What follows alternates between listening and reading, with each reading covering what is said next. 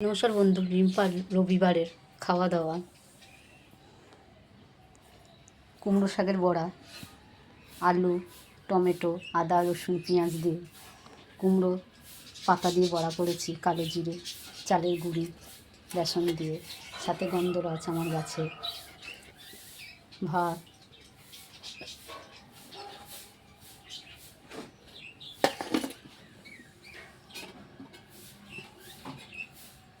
খাসির মাংস করেছি লাল লাল করে, বড় বড় করে আলু দিয়ে।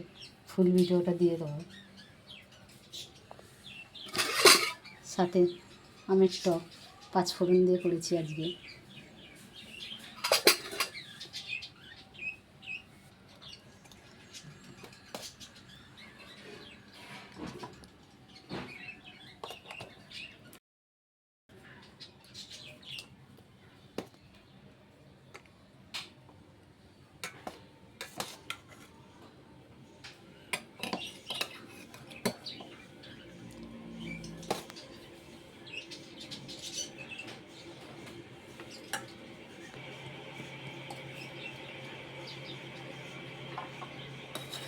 রবিবারের খাবার থালাটা কেমন হলো বন্ধু, কমেন্ট করে জানাবে।